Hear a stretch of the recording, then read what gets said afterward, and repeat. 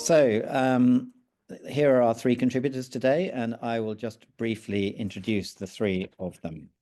So our first speaker is Professor Kenji Kawano. He is a professor at the College of Comprehensive Psychology at Ritsumeikan University. And he has developed a suicide prevention program for schools called GRIP, which I'm sure he'll be telling us about.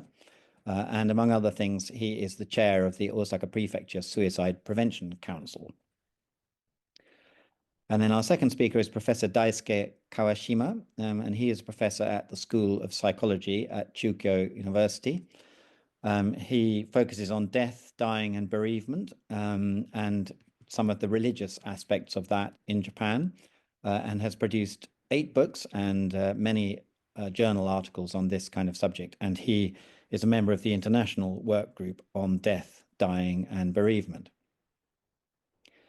And then our moderator today, to whom I'm going to hand over shortly, is Dr. Jo Bell. She is Reader in Psychology and Social Work at the University of Hull here in the UK. She's a specialist in mental health, suicide prevention, and trauma and loss. And among other things, she leads the doctoral research program on suicide prevention and social justice at the University of Hull. So here's the timeline. That was my greeting, and we're going to hand over to the speakers. And just to say that we'll try and wrap everything up by 1:15, because those of us in the UK will need lunch by that time. So passing over to you, Dr. Jo Bell, please. Thanks very much, Jason. I'm delighted to have been invited here today to moderate this webinar, which is going to be looking at suicide postvention and prevention in the context of Japan, and particularly the problem of suicide amongst young people in Japan, which I'm sure our two speakers are going to talk about in more depth. So I'm really interested to find out about that. A lot of what they talk about aligns with my research that I've done with young people and suicide postvention in particular. So as Jason has said, we're going to have some comments and questions from me after our two speakers have finished, and then there will be time for comments and questions from the audience. So please get ready with your questions. I'm going to hand over now to Professor Kawano for the first presentation, please. Thank you. So, thank you for the introduction. So I'm honored to have this opportunity. Okay, today I'd like to talk about suicide among young people in Japan. So I've shown some of the possible factors behind suicide among young people in Japan. So I would also like to introduce some measures to prevent suicide among young people. Next, please. So this slide shows the trend in Japan's suicide mortality rate. It's known that suicide in Japan are synchronized with economic conditions. For example, the peak in the 1980s was observed during the oil shock, and the late 1990s was observed during the Asian financial crisis. Next, please. This slide shows the suicide mortality rate in Japan by age group.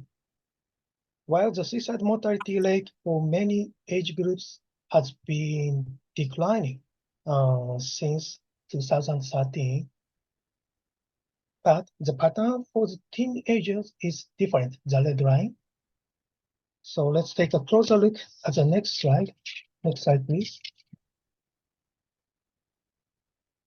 So the bottom line shows the number of suicides among elementary school students. The next one, orange, is for junior high school students. The third one, the green line, is for high school students. And the blue line is a total number of suicides among these 3 age groups. The number of suicides among these age groups has increased since the onset of COVID-19. Click, please. yet from here. However, when we look at the trends in the number of suicides among junior high school or high school students, the increase in the number of suicides began around 2040 or 2060. Please, from here, we can also hypothesize about why the increase began at this time. And one more click, please.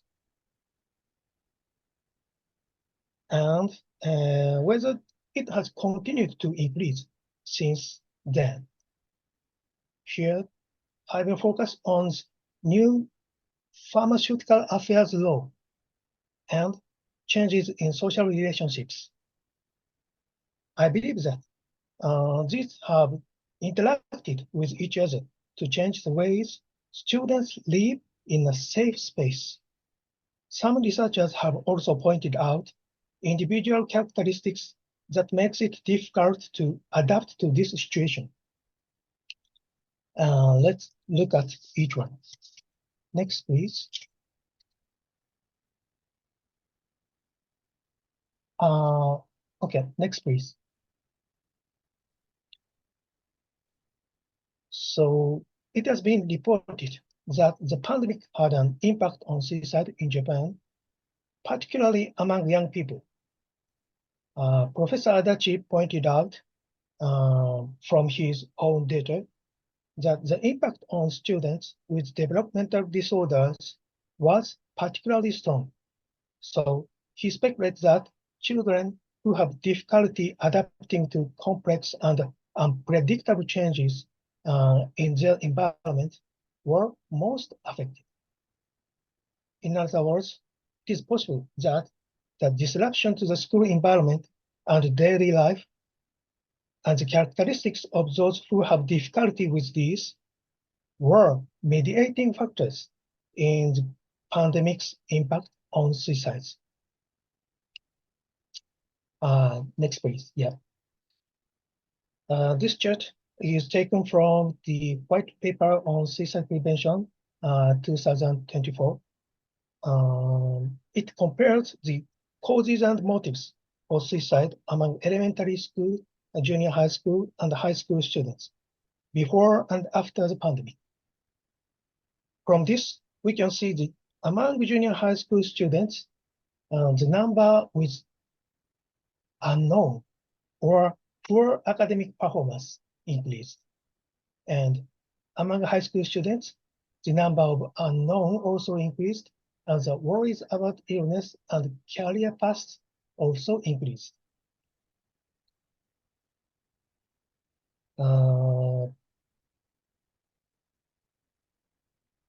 Maybe the impact of school life is very strong, and it was increased after the pandemic. However, the category that saw the largest increase is unknown. We need to be careful when interpreting the data. Okay, next, please.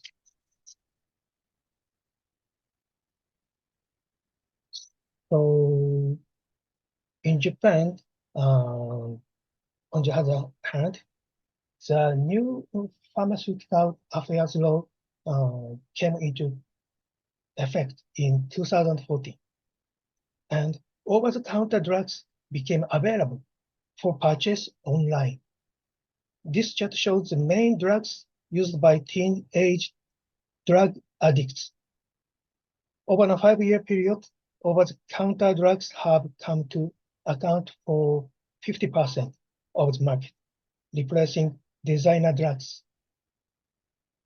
Professor Eto has stated that, based on his clinical experience, there is a link between the abuse of over-the-counter drugs and recent teenage suicide. He also draws attention to the fact that there are no deterrents in place in the process of purchasing over-the-counter drugs online. Next, please. And this slide shows the later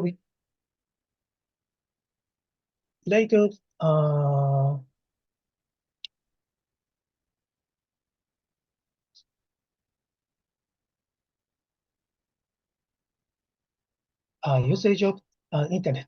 So the internet usage rate among teenagers reached 80% at 2014 or 15. It was at the same time of the new pharmaceutical affairs law. So the spread of the internet was a background factor that made it easy to buy over-the-counter drugs. Next, please. This slide shows the annual change in the percentage of school non-attendance. So this line also increasing at 2014 or 15. The number of elementary and junior high school students not attending school began to increase. In other words, the number of students for whom school is no longer a safe place to be has increased.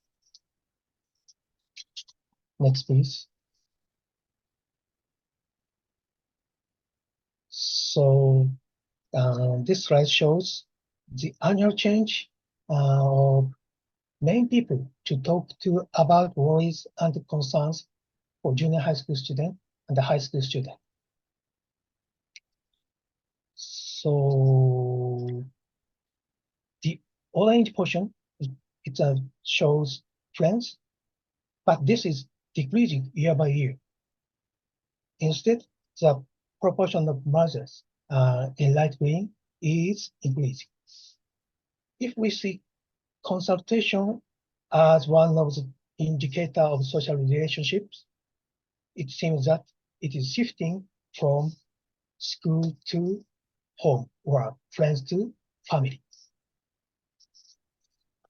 Okay, next, please. This slide shows the annual change in the number of child abuse cases handled by child guidance centers. And there is a clear upward trend. In other words, for some teenagers, home is not a safe environment. Home is not a safe environment, is. Alongside the shrinkage of students to social environment, school and home, the world of the internet is expanding. Next slide, please. If we assume that student social relationships are shrinking and that the world of the internet is their new place to be, there are two approaches that can be taken with students who are at high risk of suicide. The first one is to give them support available online. The second one is to help them to redesign their social relationships. Next slide, please. So this slide shows the government emergency strengthening plan for measures to prevent child suicide.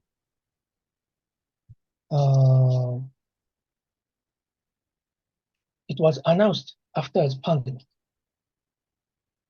As approaches from the world of the internet, so this plan includes 7 items, and that from the online approach is number 3. So standardization of a system for identifying suicide risk using tablets distributed to each student. Or number 4, the SNS consultation. And from the point, the design, the social relationships. The number 2, education and awareness raising activities that contribute to suicide prevention, or it's a suicide prevention program. for school. So in addition, so these plans includes number one, analysis of factors contributing to child suicide. Or number four is a development of a consultation system. Or number five, crisis response team. Number six, support for bereaved children.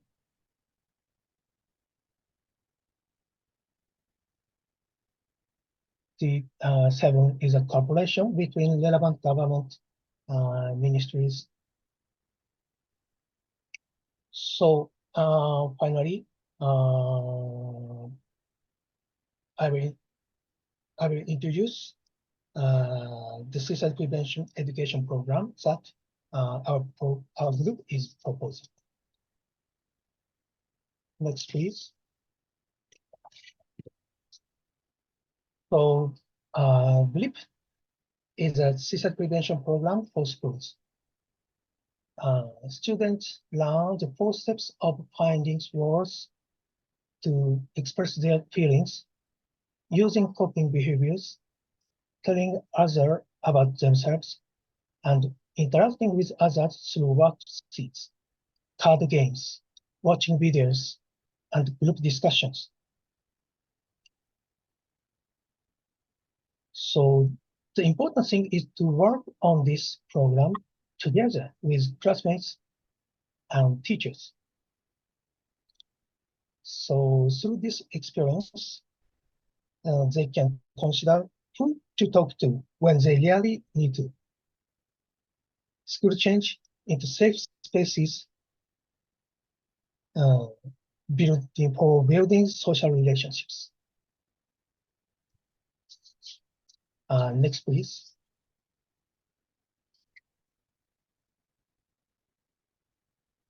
So this slide introduces the GRIP intervention effectiveness study. This study examined the impact of behavioral control systems as a vulnerability factor. So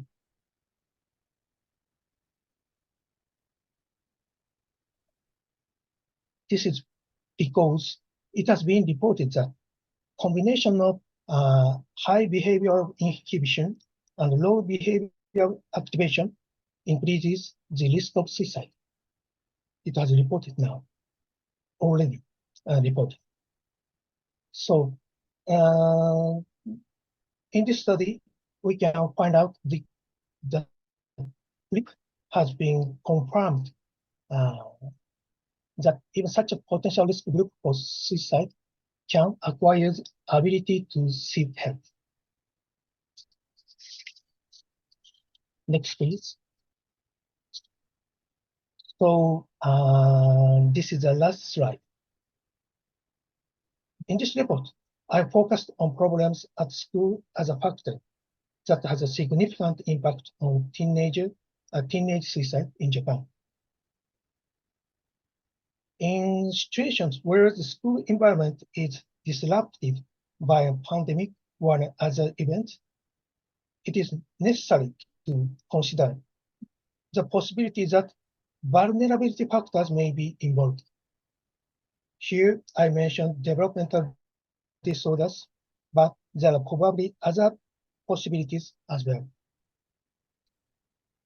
I also showed that there is a possibility that the social relationship provided by schools and even families is shrinking, and the students' only place to belong is internet. I mentioned that this makes it difficult for support to reach them, and that it also makes it easier for them to access drugs as a background to suicide. Online support is being considered as a way to prevent suicide among Japanese teenagers, but we are considering the potential of suicide prevention education. So suicide prevention education not only redesigns students' social relationships, but also has the effect of making them more proactive in suicide prevention. When they become adults, we have other data from a community, some community. However, this time, this report is merely hypothesis based on available observational data. A survey of the actual situation, including psychological autopsy, is desired. So that concludes my presentation. Thank you very much. Thank you. Thanks very much, Professor Kawano. That was really interesting, and already I can see some very similar links to some of the trends and patterns that we see happening in the UK. So maybe we could come back to some of those later. But for now, just to say thank you very much for that, and we're going to move on to next to Professor Kawashima, please, for your presentation. Thank you for the introduction, Dr. Bell. Hello, everyone. I'm Daisuke Kawashima from Chukyu University. And before I begin my talk, I want to thank the Daiwa Anglo-Japanese Foundation for inviting me to this webinar as a contributor. It is an honor to be here. I also want to express my gratitude to Ms. Ota and Mr. James for organizing this event. And today, I want to discuss the impact of suicide bereavement on young people, providing an overview of the empirical findings from my previous studies. And I will also address some postvention activities and consider future prospects for postvention to support young people in Japan affected by suicide. But first, I would like to introduce my city, Nagoya. My university is located in Nagoya, a city in the middle of Japan. You're likely familiar with Tokyo and Kyoto, and Nagoya lies between Tokyo and Kyoto. And there are so many places to go sightseeing. And the left picture shows Nagoya Castle, which is famous for its golden shachihoko, a statue displayed high on the roof. And the upper right picture is from Ghibli Park. Ghibli is a famous Japanese animation company that produced the Academy Award-winning film Spirited Away. And okay, this slide presents my research interest. And as you can see, I have conducted studies on life and death, covering topics such as death attitudes and grief care, suicide prevention, and end-of-life care. And among these, I would like to focus on suicide prevention and grief care today. More specifically, I will discuss support for suicide loss survivors.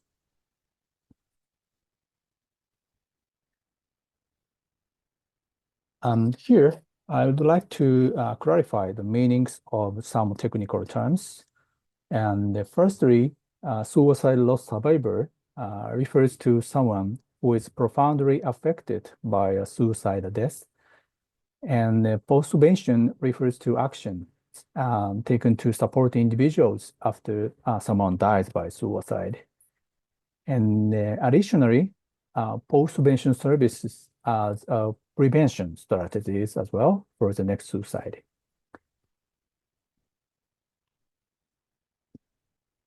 Okay. Well, I want to highlight the recent trend in suicide survivorship, which was proposed by Julie Searle, an American suicidologist. And as you can see, suicide loss survivors refers not only to people who have lost close relatives and friends to suicide, but also those who have been exposed to someone's suicide.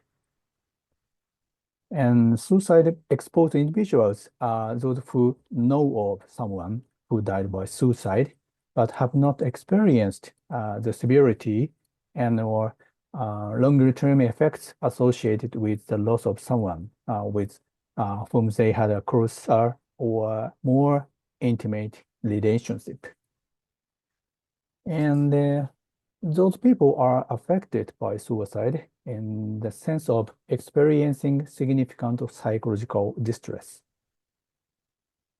And Sarah and colleagues proposed that community-level postvention, including educational programming and public health initiatives, should target anyone exposed, because previous studies indicate the higher risk of suicide behaviors among those who are exposed than those unexposed.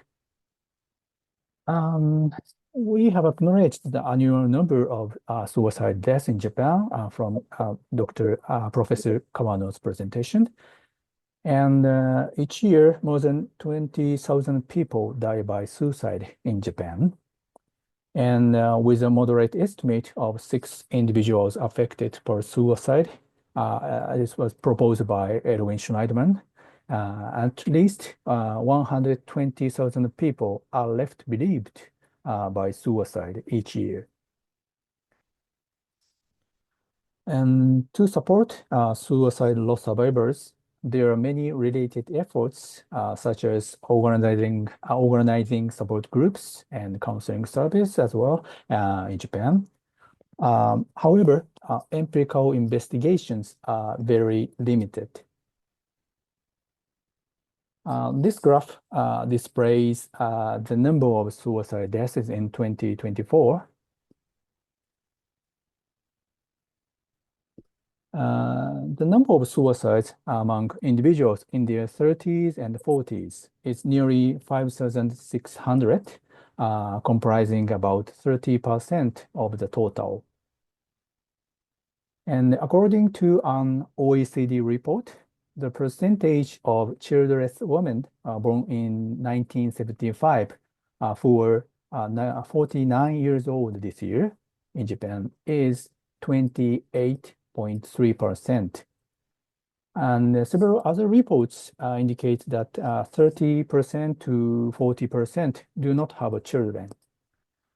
Even though detailed calculations are challenging and can only be approximated, if we assume that roughly 60% of this generation have at least one child, we can estimate that about 3,300 people become orphans each year.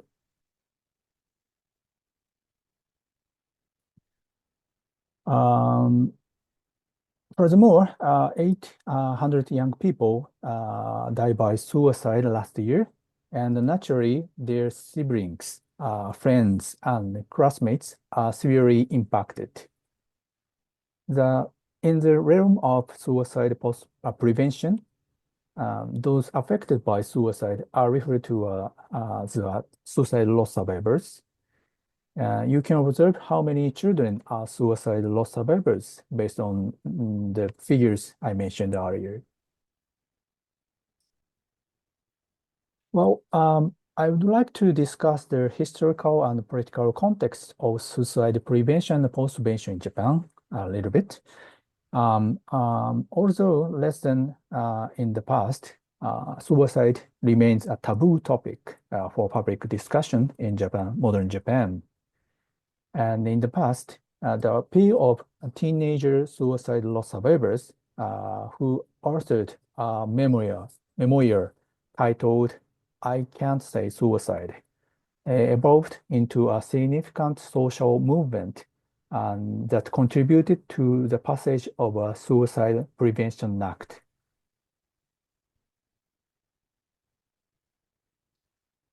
And the Japanese government enacted the Basic Act for Suicide Prevention in June 2006 to comprehensively prevent suicide and improve support for suicide loss survivors. In fact, suicide prevention and survivor support are two wheels of the same cart. Since then, the national government, local governments, and various organizations have carried out a variety of postvention activities. And many support groups for suicide loss survivors have been established, and government agencies have provided comprehensive counseling services. However, the majority of users of these services are middle-aged or older adults, so younger survivors may not be gaining any benefits from them. And the empirical studies on childhood suicide bereavement and its effects on adjustment are quite limited in Japan. So here, I will present some results from my empirical studies. The first one is here. We investigated whether individuals who experience the loss of a loved one to suicide during childhood exhibited a poorer adaptation after bereavement compared to other survivors of suicide loss. And we conducted a statistical analysis using the data from 186 Japanese survivors of suicide loss.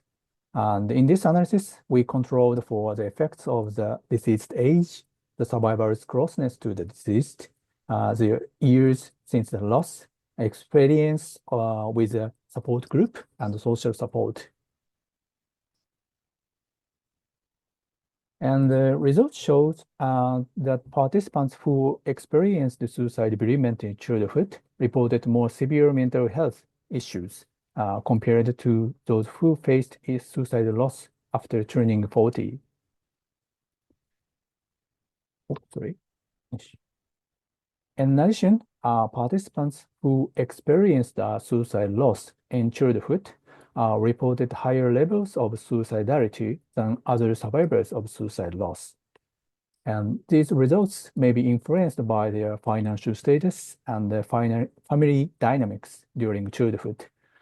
However, we did not study these effects. Yeah. Well, this is another example of my studies. There is strong evidence that widely shared stories about suicide often lead to an increase in suicides within a population. Systematic review examining the connection between social media and suicide found that frequent use of social networking sites and the internet is associated with higher rates of suicide attempts. The WHO has published a reporting guideline outlining the do's and don'ts of reporting suicide. Although social media has been linked to suicide among young people, research on this topic is scarce. So we surveyed 125 university students to explore how young people perceive media portraits of suicide. The results indicated that all respondents had been exposed to suicide-related information through the media at least once. And statistical analysis showed that exposure and mental health are significantly associated with suicide-related behaviors. Moreover, exposure may elevate suicide risk even in individuals with good mental health.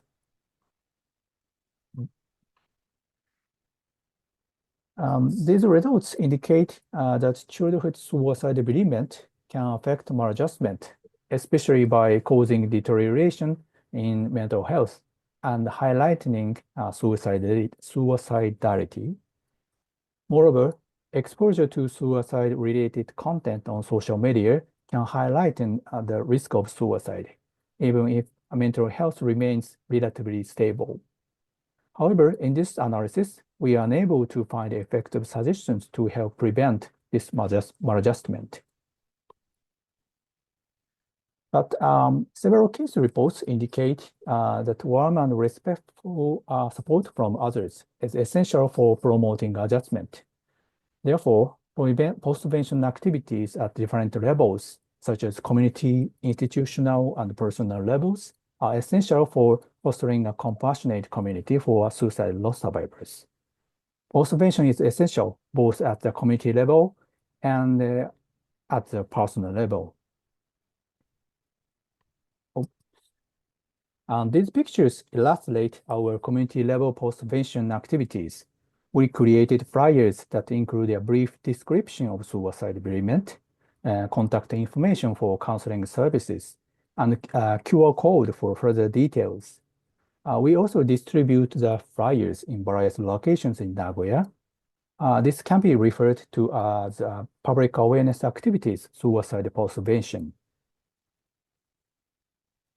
We also engaged in other activities, including radio appearance, panel exhibitions, lectures, and workshops for professionals and paraprofessionals. These postvention activities have involved university students, nonprofit organizations, and local governments. We almost host a half-day event for suicide loss survivors before Christmas and the New Year. These times can be particularly stressful for many survivors. Similarly, the American Foundation for Suicide Postvention Prevention has organized events like Suicide Loss Day to foster a safe sense of community for survivors of suicide loss. Well, we will continue our postvention research and activities to foster a compassionate community for young suicide loss survivors. Okay, thank you for your kind attention. Thank you, Professor Kawashima. Again, another fascinating, really interesting presentation with lots there to think about and absorb. I'd like to turn first with my questions now to Professor Kenji Kawano. I see also that people have started to put things in the chat, so we can turn to that soon. But I wanted to ask Kenji Kawano. You talked about the rise in teenage suicide in Japan over recent years, since around 2016, and you seem to be hypothesizing a kind of three intersecting possibilities to account for this. So the pandemic, the new pharmaceutical laws, and the changes in social relationships have all created a kind of a reduced safe spaces for young people. And certainly some of this seems to correspond with some of the patterns that we've seen in the UK. And so your response to that has been to suggest harnessing social media and the internet as a way to connect with young people, and also to develop and implement education programs in schools. And he talked about the GRIP program. I wondered, from your perspective, what the main challenges have been in integrating suicide education programs like GRIP into curriculums across Japanese schools.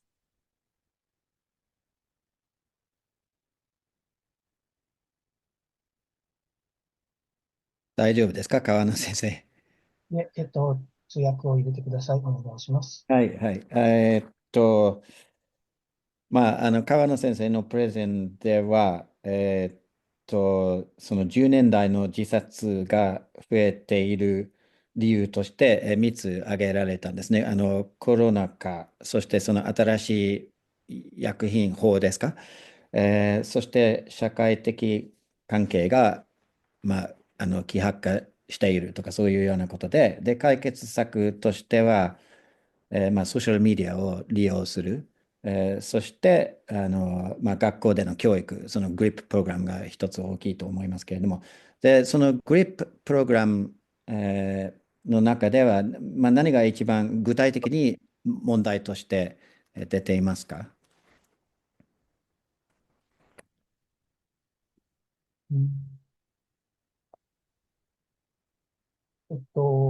一つは、学校自体が自殺予防に取り組むことに対しての偏見、あるいは抵抗感を持っているということです。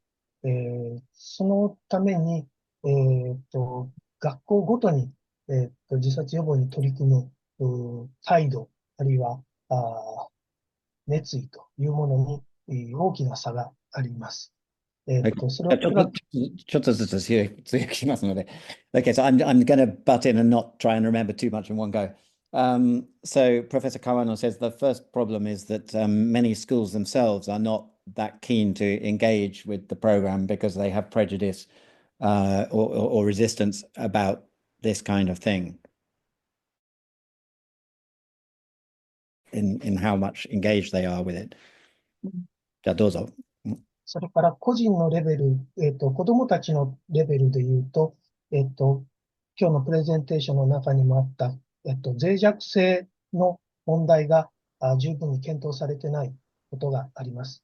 発達障害が難しいのか、あるいは行動抑制の問題があるのか、あるいは過去のトラウマが影響するのか、個人レベルの特性のことを十分に考えなければ導入することが難しいです。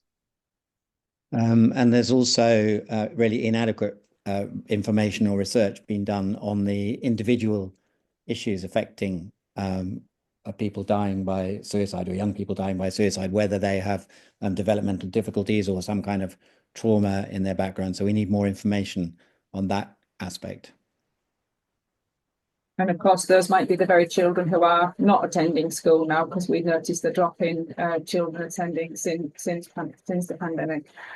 So that's interesting, and I would say some of that is something that we've observed here in the UK too. You know, getting schools on board with rolling out these programs is really crucial for these things to work. And I suppose it leads on to my next question, which is, how well equipped are Japanese schools to provide mental health support, and what improvements do you believe are necessary? じゃあ次の質問、同じようなことはイギリスでも見えるというコメントもありましたけれども、日本の学校はこういう、心理的なサポートを提供するのは、どれぐらいできますか？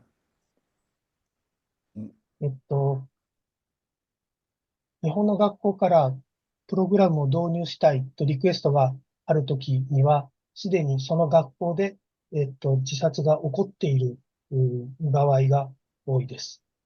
しかし、そのために、導入に慎重になってしまうというジレンマを抱えています。So, in many cases where a school approaches and asks for this program to be implemented, that's because they've already had a case of a suicide. But then, equally, some of them are quite cautious about introducing it. And this isn't something he said, but presumably because mentioning suicide, they worry will only encourage it. And again, that rings true, I think, for the UK, that the kind of anxiousness around that, and wondering whether the staff in the schools are equipped to deal with these issues. One other question, and this is about suicide being such a sensitive topic in Japan as it is here in the UK. I'm just wondering what cultural barriers still exist around discussing suicide and bereavement openly in the Japanese context, and how does Professor Kenji Kawano think that they might be addressed? 川野先生がおっしゃったけれども、自殺を話すのはちょっと日本ではタブーになっていて、日本の文化の中ではどうしてそういう話はできないのか、そしてこういうような、問題があるとしたらどういうふうにそれを取り組めばいいんですか？それはすごく難しい問題なので、川島先生にも後で意見を聞いてほしいですが、私の意見を述べます。日本の文化の中で、水に流す、あるいは見ないでおくということを良しとする、美徳とする文化があるので、直、えっと、そのことをしっかり議論することが難しいというふうに私は考えています。ですから、日本の文化に合う話し合い方、議論の仕方ということを考えていかなければならないと思っていますが、とても難しいです。So in Japanese culture, there's a tendency to just sort of I don't know, ignore this kind of issue or not talk about it. He said to wash it away. So it's a big problem to find a suitable way in which this can be discussed in a Japanese cultural context. And he said he's also interested to know Kawashima Sensei's thoughts on this topic. Yeah, okay. Maybe we can move on to that in a second, because I think it's a question that we can apply generally to both of the speakers. But I wonder if we can just move to some of the questions in the chat that I noticed, because someone here, for example, asks, and this is in relation to the new pharmaceutical laws that came in that you mentioned. And I was thinking the same thing. Has the use of drugs in suicide increased since that new law came in, and since over-the-counter drugs became more available online? And you said there was a link to suicide. Is this have we seen an increase in methods of kind of drug-related deaths that are suicide since this? And what sort of drugs are we talking about here? What someone else is asking, what kind of drugs are these? これは新薬品法ですか？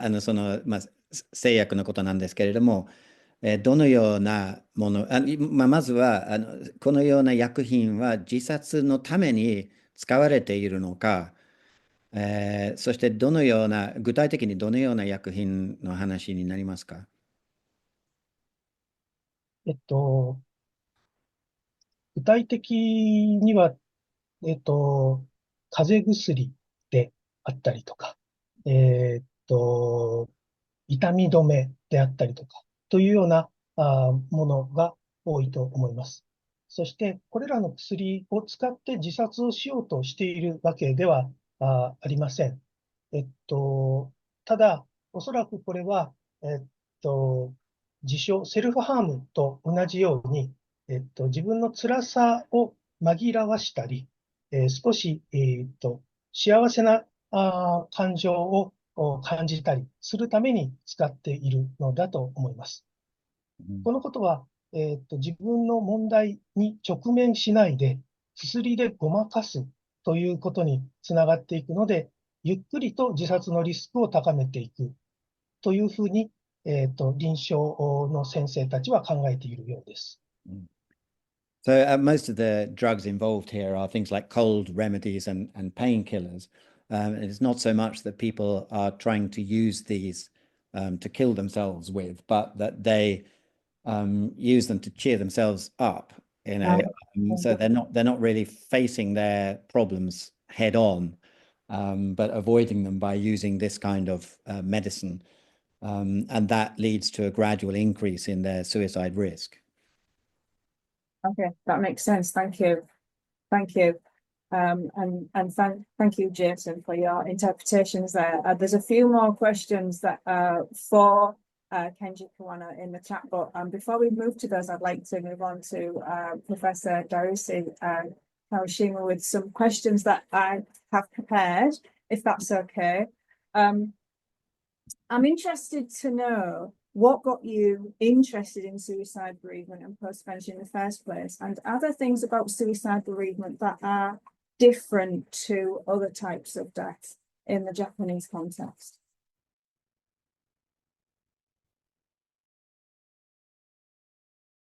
For question,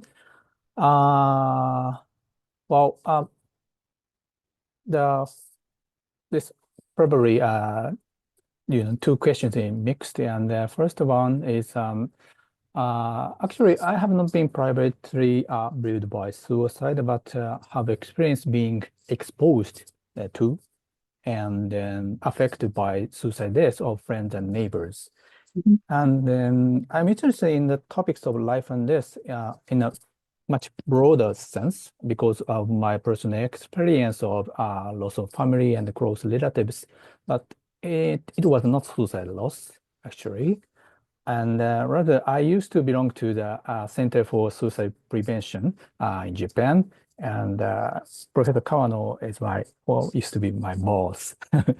And work together and the support worked for support for suicide loss survivors as a work. So this is in the beginning of my research. And in terms of the differences of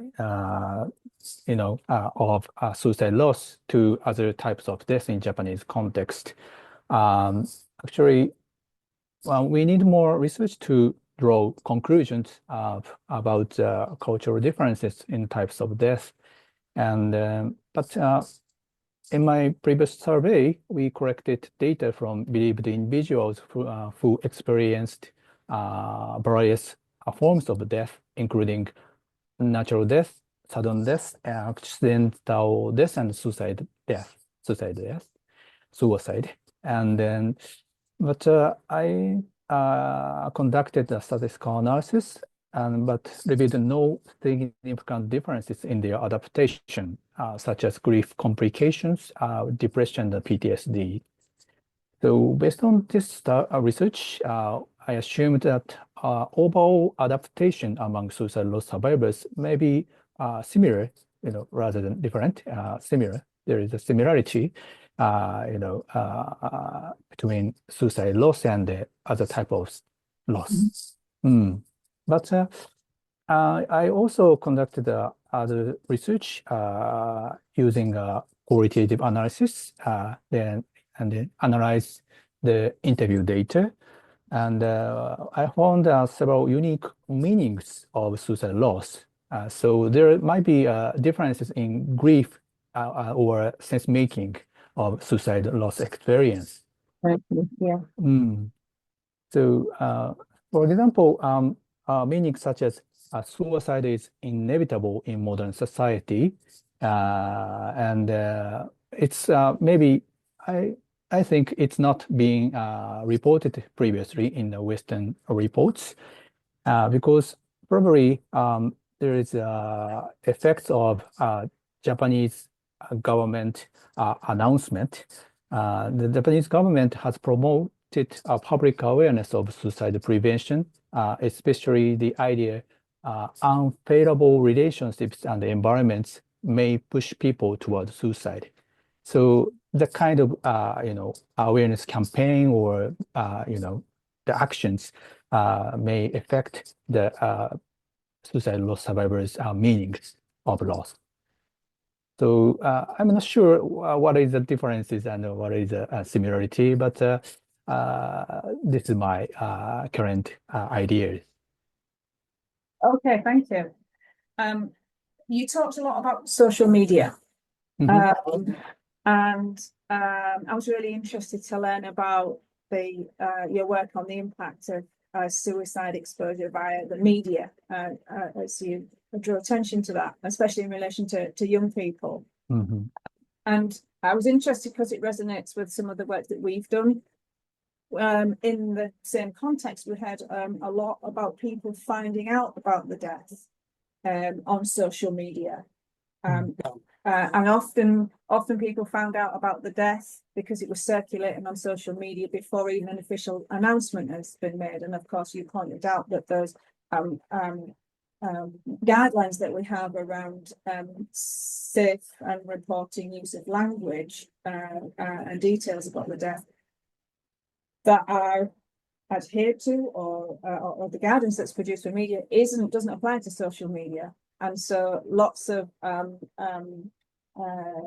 detail and harmful content was being circulated rapidly amongst communities affected. So I'm curious to know if there's something that you've come across in your work in the Japanese context. So that's people finding out about the death on Facebook and lots of people talking about it, and you know, rumors and speculation being spread. If that's something that you've that you've noticed in the Japanese context, or what are your thoughts? What are your thoughts on that? Yeah. Thank you for a very important question. Well, actually, the research on this topic is very limited, but I'm also very interested. And as you mentioned, suicide-related information, including you know, very detailed content and information, spreads quickly to young people through social media in Japan as well. And yeah, and we face significant challenges regarding exposure to suicide via these, you know, social media platforms. And for instance, a few years ago, a high school student broadcast their suicide by jumping on social media, and the video clips rapidly and widely circulated among young people on social media. So the kind of, you know, influence is much, you know, so it's so, you know, big and become a problem. So but I have just started this kind of research, so more attention should be paid to on it. Okay, thank you. I've got many more questions. I'm looking at the time now. It seems that I've got 1 minute left for questions, so I'm going to skip to postvention services. What do you see as the key differences in the needs of younger versus older suicide loss survivors, and how can postvention services be adapted to better reach younger people? Something that I picked up on in your research, and it's similar in the UK, that reaching younger people is a need that we've identified. We're better at reaching older people and adults, but not so much younger people. It's a difficult question, but yes. Well, so, but first of all, we need more research and to understand the actual needs of young suicide loss survivors. And however, in general, young people feel hesitant to talk about their problems with others. But it's sometimes it's more less, you know, it's more easy to open their problems or worries through the media, internet or social media. So probably it's the key. You know, as I mentioned in my presentation, the social media can become more, you know, a more problem platform, but on the other hand, it may be a, you know, helpful platform. So and young children may not understand. More younger children may not understand the meaning of suicide, and young adolescents pay more attention so to they live their daily lives in a general sense. So they, as they grow older, they confront many stigmas and difficulties because of suicide loss. So young survivors face greater challenges regarding their economic status and attachment to family members than they do concerning the loss itself. So when in terms of the postvention or support for a young survivor, we should pay more careful attention to such social context or interpersonal relationships surrounding young survivors. Thank you. Thank you. That's great. Thank you so much, both professors. It's time now for me.